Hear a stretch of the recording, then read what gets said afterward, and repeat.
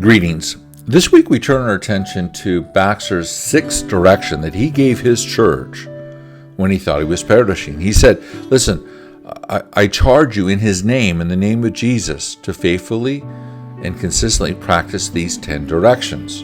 And here we are, we're on direction number 6. And I will tell you that my conclusion is that Baxter was incredibly passionate about this sixth topic, which is peace and unity within the church. I want to remind you of the first 5 directions because they build on each other. I want to remind you of why am I sharing these as a Christian brother, as a Christian exhorter, is because if we will listen to faithful ministers of the past who are biblically solid, they can help us walk in spirit and truth.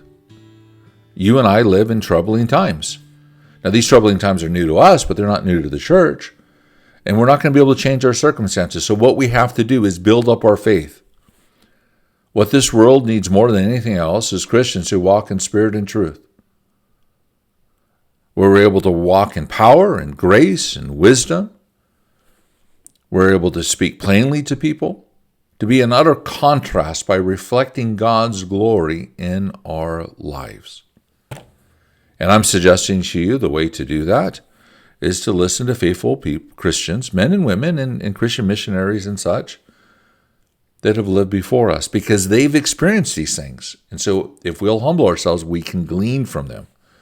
So these 10 directions, historical faithful ministers, they're screaming them out because the Bible screams them out. There's not a single point that anyone that Baxter's making can argue against, because they are just biblical, they're sound. The question is are we going to take the time to listen and meditate on them and respond to it? Or are we going to do what we normally do, is just ignore it and just kind of figure out things on our own? And I'm suggesting to you that isn't working.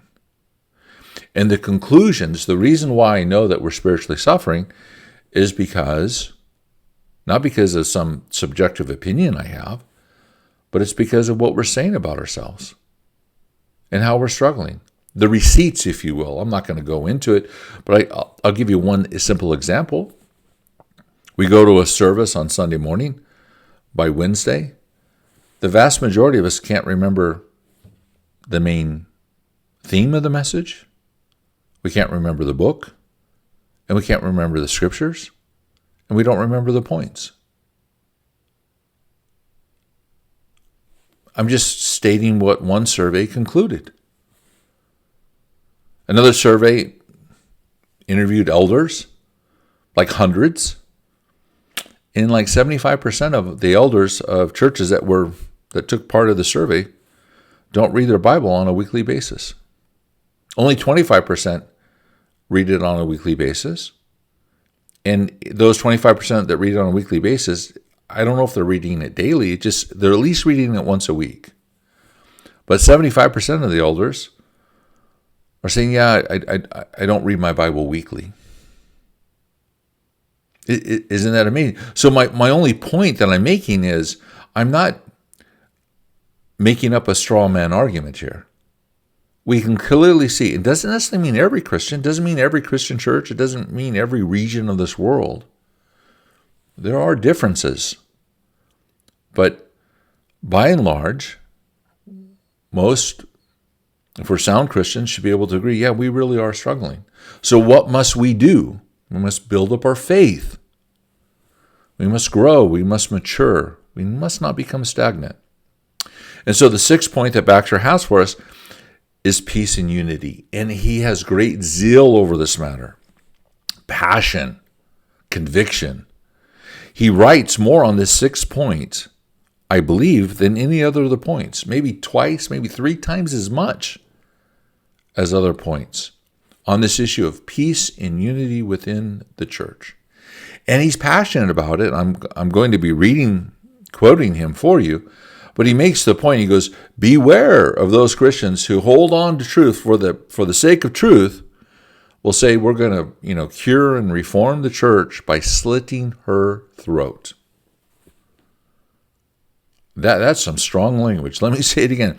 Beware of those who wear the banner of truth because of doctrinal differences, are going to cure and reform the church by slitting her throat. And what is he talking about? He's talking about division. He's talking about censoriousness. He's talking about pride. He's not talking about, because remember, the first point was, let the Bible be in your hand and close to your heart, so that you have zeal for pursuing the knowledge of God, and that we would have sound judgment. Because if we don't have sound judgment, we'll easily be corrupted.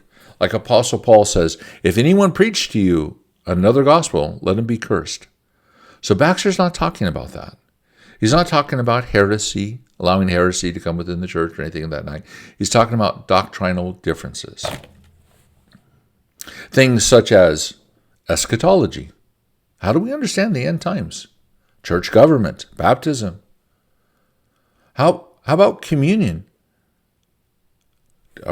Do we allow wine and grape juice, or does it have to be just wine? What about head coverings for women at church? You see, how do we understand the order of salvation? Are we along the lines of a John Wesley or a George Whitefield? Does justification, in terms of how we logically understand salvation, does justification come before regeneration or after regeneration? There's all sorts of things that we're all trying to grasp and trying to understand. And that's what Baxter is talking about. Doctrinal differences. So, because these points, I believe, build on each other, let me call out the first 5 just to remind you. And what my hope is, for those of you that are willing to do this, that you will meditate on each one of these points. That's why I'm publishing them weekly, just to give us time to think about each one. So the first one, as I already said, is having the Bible in your hand, close to your heart. So pursuing the things of God, that we would have sound judgment, so we can't be led astray, can't be corrupted. Another subpoint in that is that we would go listen to divine preachers, and if we can't listen to them, we would read them, and that we'd keep the Sabbath holy, so that we would have a rhythm in our Christian faith, so that we would be able to flourish. Point number 2 is that we'd have a faithful minister, that we would see our minister as a shepherd, that we would not only follow their public, but also private direction.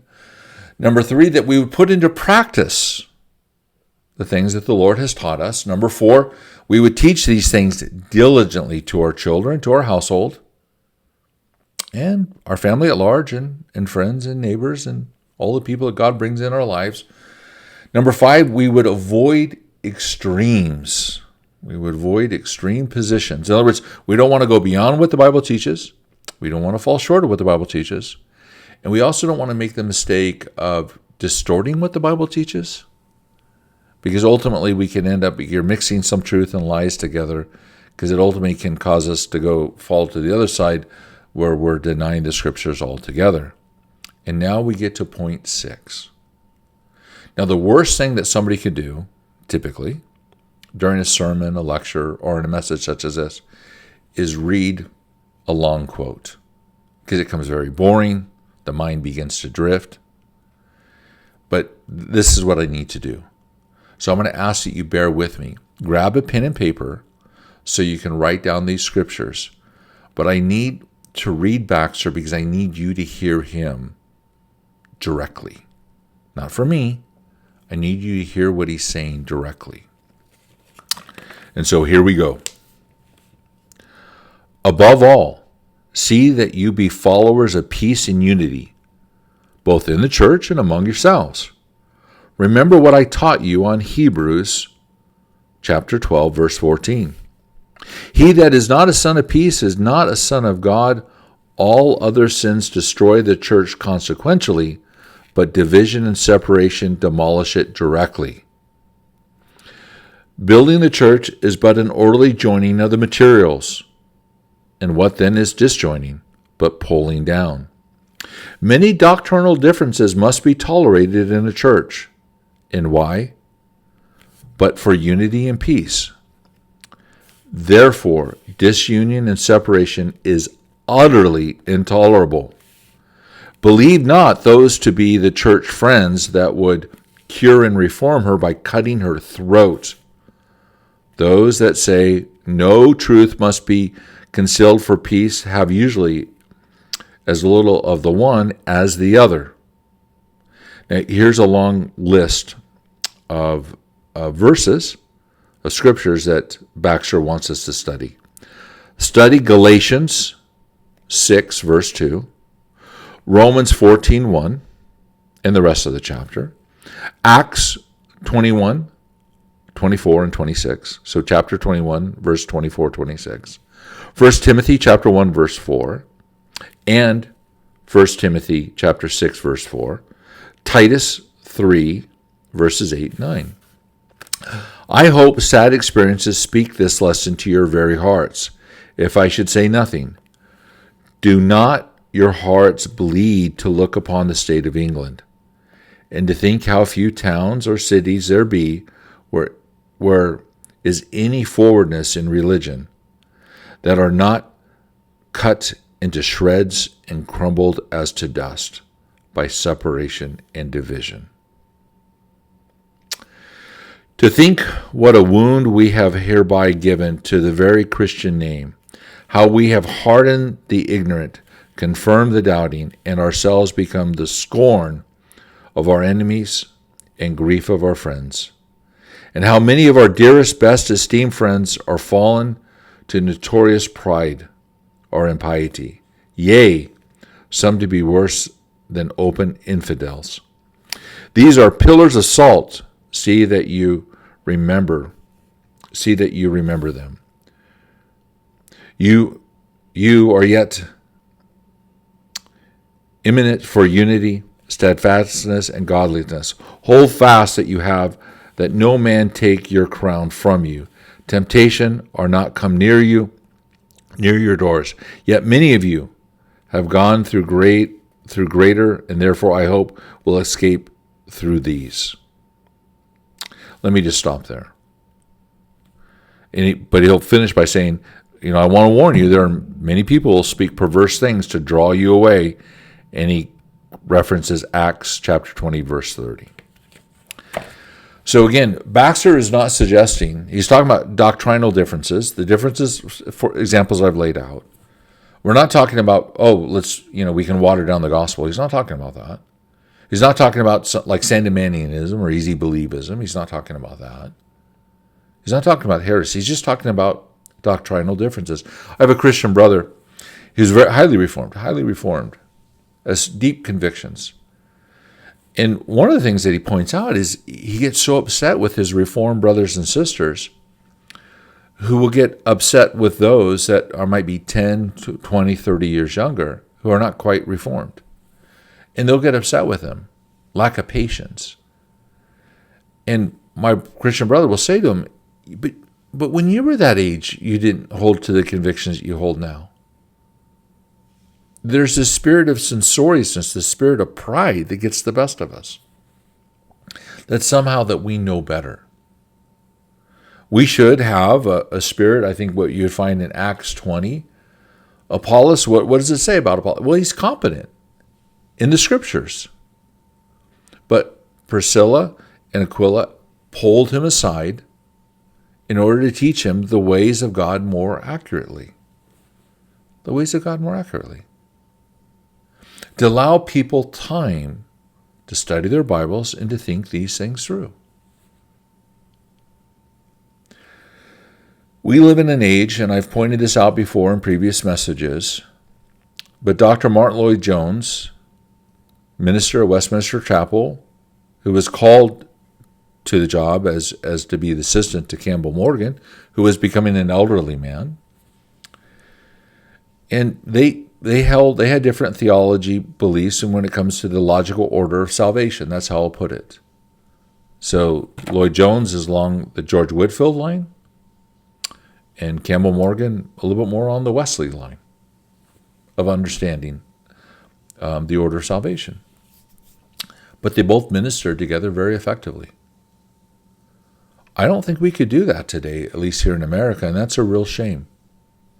I want you to know, as a Reformed man, I'm Calvinistic. I'm Calvinistic in the sense that I'm so Calvinistic that I don't even like using that term because it wouldn't please Calvin. And what I'm talking about is I hold dearly to the, like for example, to the what you find out of Reformation, the 5 solas, right? Christ alone, Scripture alone, faith alone, to the glory of God alone, right? Grace alone, if I didn't state all 5. But they were able to minister together. They were able to show grace. And so what I see, and I agree, because he's making the point, look at England. Because remember what I was telling you, that the Anglican Church, I'm talking about the early 18th century, so let's say 1710, 1720, these folks were guilty of spiritual malpractice. I mean, they had their morning stars, like Griffin Jones, but they were guilty of spiritual malpractice, like being guilty of medical malpractice, where you have a patient, they're going to do surgery, they should survive the surgery, but because of medical malpractice, the patient dies. Well, the Church of England was guilty of spiritual malpractice because the English people, including the Welsh and the Irish, they needed God. They needed a shepherd. They needed to hear the gospel. They needed to be freed from the bondage of Satan. And the Anglican churches, they didn't have a lot of interest in going outside of England. They didn't have any interest in going to Wales. They didn't have any interest in learning the Welsh language. The Anglican churches, they didn't want anybody else preaching in them, but those Anglican churches, roofs were caving in, windows were broken. The churches were like a ghost town. Spiritual malpractice over division. No zeal to advance the kingdom of Christ, but a lot of zeal for needless conflict. Okay, so this is how I want to end this week's message. One practical advice for what it's worth, and then just 2 practical examples. Number 1, my practical advice is we need to rediscover the art of conversation again. We need to speak directly to one another versus drawing false conclusions, because like life, theology, there's nuance. And we're always trying to put people in my observation, is we're always trying to put people in categories. And it's wrong. I can't tell you the number of false things that I have heard about myself in the course of 60 years of living, that I just wish if people would ask me, I would tell them the truth and I'd save them a lot of time and trouble. But that's what I see. I see it within churches. I see it within my work. I see it within my travels. I see it within whether it's neighborhoods. I see it within my own personal family, the spirit of division. And I can see that people are struggling with division because they're always drawing false conclusions versus asking. We have to ask ourselves, and the way that I would judge truth is patterns of behavior. In other words, if I want to know if somebody, let's just say I'm going to look at the issue of predestination and salvation, the logical order of salvation. Are you along the lines of a John Calvin or a John Wesley? I would just come out and ask you. I'm not going to guess. I'm just going to ask. And then I might ask you what led you to that? What convictions do you have about that? But that's my practical advice. The art of conversation, the ability to recognize that there's nuance, that we shouldn't draw false conclusions about one another, and we should be able to learn what God has, learn from one another what God has taught us, how we're understanding the Scriptures, what are we wrestling with, what open questions that we have. Next is, I'm a Baptist at heart. And that means I believe children should be dedicated and adults should be baptized. But my wife and I, have been attending Reformed Presbyterian churches for several years now. Why? Because we hear the voice of God. But it would be wrong of me to join a Presbyterian congregation thinking that I'm going to go in and reform them on baptism. like I'm going to get them to stop, baptizing infants. Then I'm going to start causing that division within the church. It's not going to happen. I'm not going to separate over that issue. And that's hard for us because we live in a society that is promoting division, conflict, constantly dividing, constantly arguing. It's like the coronavirus. We have a virus of censoriousness where we're maximizing the faults of others and we're minimizing our own. But not only are we maximizing the faults of others, but we're making things up that aren't actually true. So my point is, if you step back, like when I have disagreements with people, I have their words, I have their actions, I have their letters, I have receipts. I have a long time period of their behavior, of receipts. And I'm making judgments on what they're actually saying and doing in reality. And so we need to have the art of conversation, even if that conversation might be over issues that might lead to great levels of disagreement. But we got to be able to have those conversations and stop making up things about one another. Another example is my wife and I are attending a local, because we moved, a local Baptist church, and we're really being blessed by the preaching. And I go to a men's study, and in these men's studies on Wednesday morning, my understanding is I might be one of the few Reformed people in terms of theology within those men's studies. And so a brother said to me, "Hey, I think you're Reformed." And I said, "Well, I know I am." And so between the studies is an hour break, and so he and I and another Christian brother talked about theology and understanding the order of salvation. And we were able to have a healthy dialogue without accusing one another of anything. There was one thing that was said that went to an extreme, that took one of my points to an extreme, and I had to pull it back. But I wasn't offended. And they listened, and they responded positively to what I was saying. Now, they're still holding on along the lines of a John Wesley, and I'm holding on to the lines of a John Calvin. And but we were able to have a healthy discussion. And guess what? I still go to the men's Bible studies. And we're able to love one another, and we're able to hold on to each other's convictions. And so, anyway, the art of conversation, and I just wanted to give you two quick examples in my own personal life, how not to create division over doctrinal issues. Well, I'm going to end it there. I hope point 6, again, Baxter was incredibly passionate about this point, and I hope that we take it as serious as he's communicating it. Until next time, grace upon grace be with you all.